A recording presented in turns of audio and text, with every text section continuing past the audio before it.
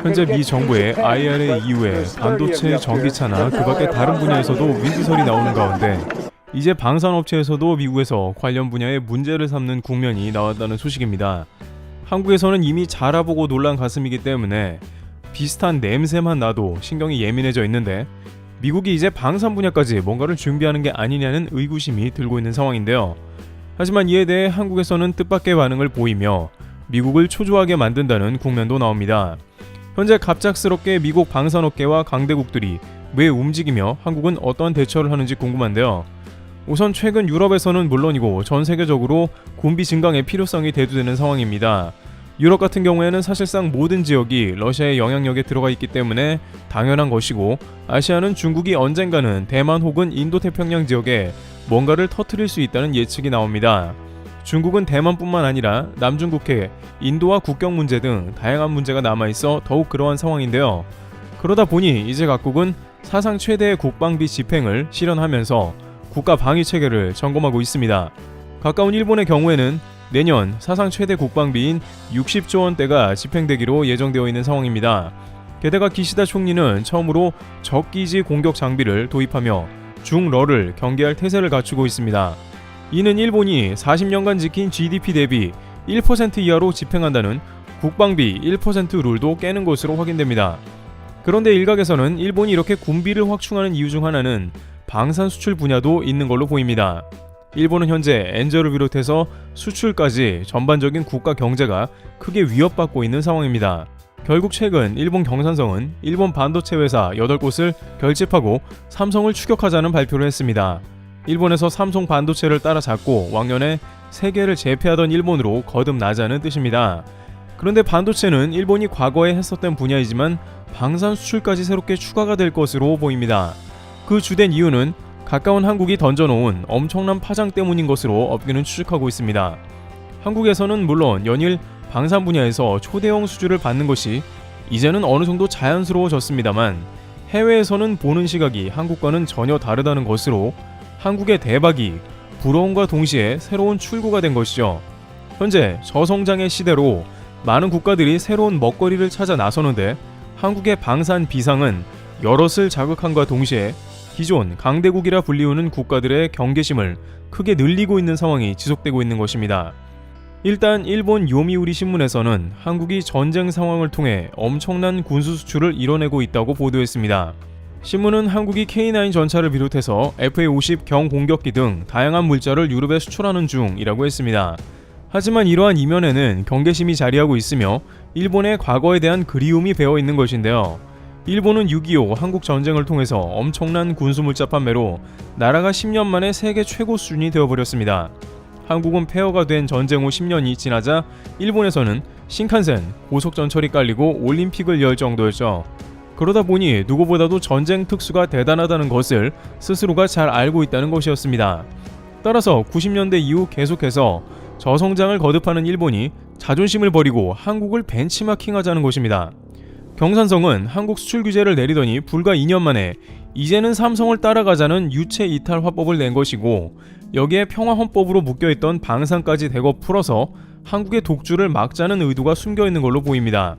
실제 일본은 일부 레이더나 첨단 부품에서 단독 기술을 보유했고 이를 활성화시킬 것으로 판단됩니다. 하지만 일본 내부적으로 풀어야 할 행정적 절차와 평화헌법 해결 등이 상당 기간 발목을 잡을 것인데, 어찌되었든 이제는 일본도 자존심이고 뭐고 현재는 국익만을 추구해야 하는 절박한 상황에 다다른 것입니다.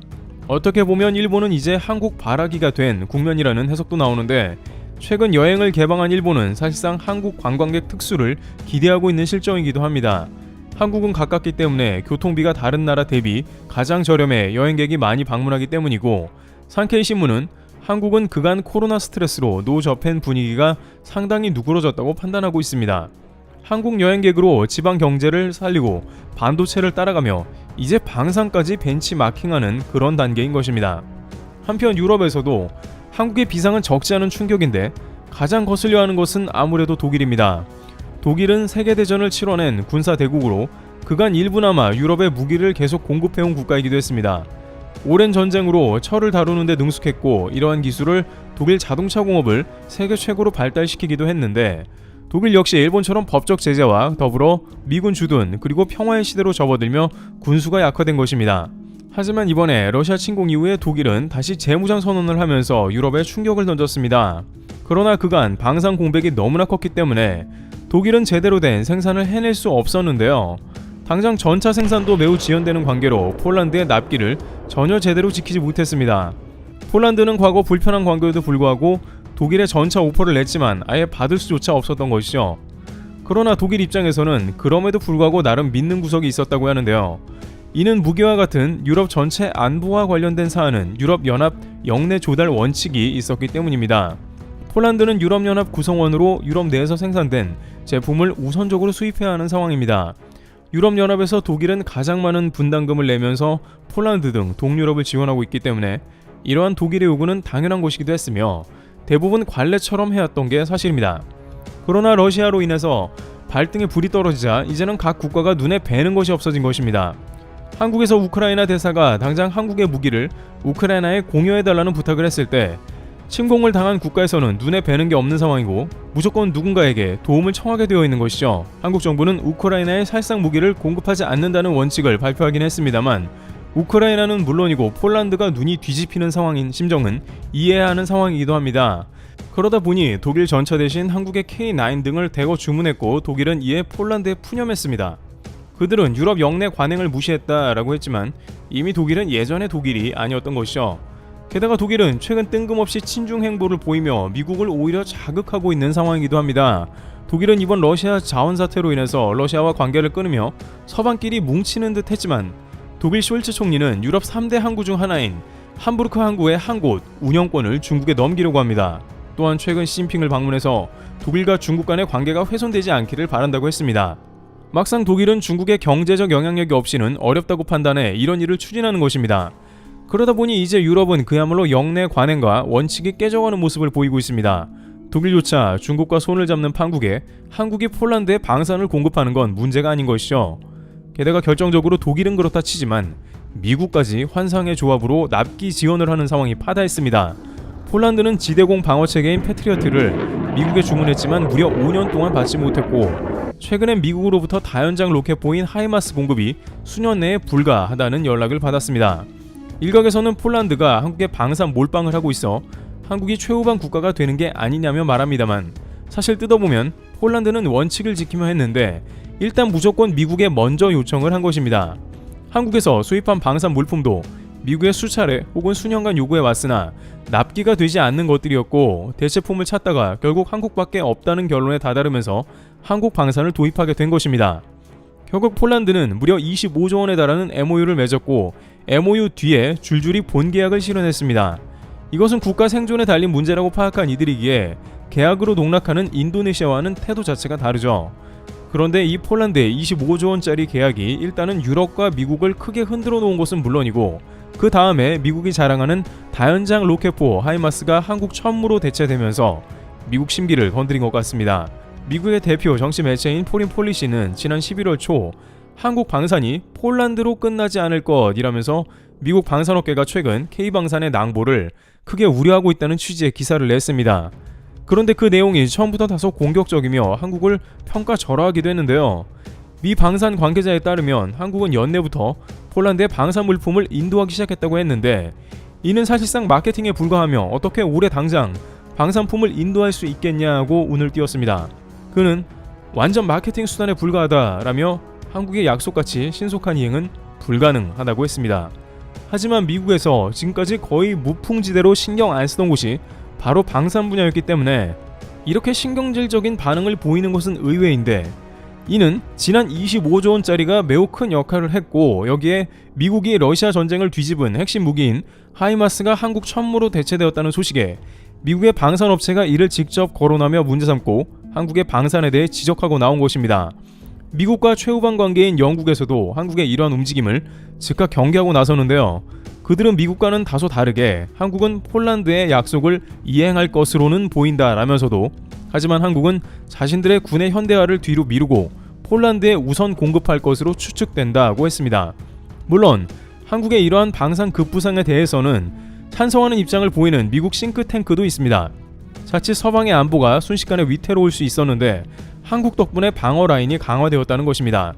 실제 미국과 독일 등의 군수 공급이 지연되자 노르웨이, 에스토니아 등 다양한 유럽국이 한국에 주문 중인데 미국 방산업체에서는 손실이 예상되지만 서방 안보가 강화되는 것에 긍정적인 상황이고 아직 한국의 군수무차 판매량이 미국에는 비교도 안 되게 적다는 점도 위협 요소는 아니라는 것입니다. 다만 한국에서는 한 가지 우려되는 점이 있는데 최근 미국이 IRA 등 한국 밥그릇까지 영향을 끼치기 때문에 혹시 방산 분야에서도 비슷한 조치가 나오지 않나 하는 큰 우려가 있다는 점이 있습니다. 다연장 로켓의 경우 탄약 체계 라이센스를 미국과 계약되어 있어 만약 미국이 이것을 틀어버릴 경우에는 한국의 천무가 영향을 받게 되고 FA-50이나 기타 다양한 방산에도 미국 기술이 포함되어 있습니다.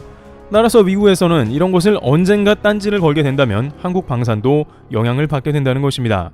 또한 한국은 미국과는 다르게 각종 기술 이전에 적극적이고 현지와 협업을 가속화하고 있습니다. 폴란드와 호주 등 장갑차나 전차 등을 현지에서 생산하기로 구체적으로 논의하고 있는 것입니다. 그러다 보면 점점 미국이 관련 분야에서 설자리를 잃는 게 아닌가 하는 우려가 나오는 것이죠. 왜냐하면 미국은 기술 이전에 아주 인색하기 때문에 결국엔 기술 이전을 해주는 한국으로 기울기 때문입니다. 그러나 업계에서는 방산만큼은 이러한 가능성이 크게 낮을 것으로도 판단하고 있는 상황입니다. 일단 한국은 북한과 맞닿아 있고 한국의 방산 성장은 미국의 안보와도 직결되어 있는 상황이며 중국까지 견제하는 훌륭한 동맹이기 때문에 오히려 한국을 밀어줘야 하는 입장입니다. 또한 한국의 FA-50 같은 경우에는 미 F-35 훈련기로 오히려 미국 방산에 도움이 되고 있는 상황입니다. 따라서 방산 분야에서는 아직 반도체, 전기차 혹은 원자력과 같은 일은 발생할 확률이 낮다는 것입니다. 방산은 군사 동맹과 직결되어 상호 간의 경쟁보다는 긴밀한 협력이 훨씬 우선되기 때문입니다. 하지만 한국에서도 국제 정세가 안정되고 어느 시점이 되면 분명 한국 수출에 대해 문제 삼을 수 있기에 그동안 최대한 기술의 국산화와 더불어 미국과의 관계가 틀어지지 않게 유의해야 한다는 것입니다. 이와 같이 드디어 미국에서 한국 방산까지 거론하며 미국에 영향을 주고 있다는 의견이 나오기 시작합니다. 어떻게 보면 한국은 열심히 국방을 하다가 여기까지 오게 되었고 이제 막 수출의 길이 열린 셈인데 국제사회는 냉정하며 이윤을 추구하기에 그만큼 한국도 적절한 대처가 필요할 것으로 보입니다. 트리블TV였습니다. 감사합니다.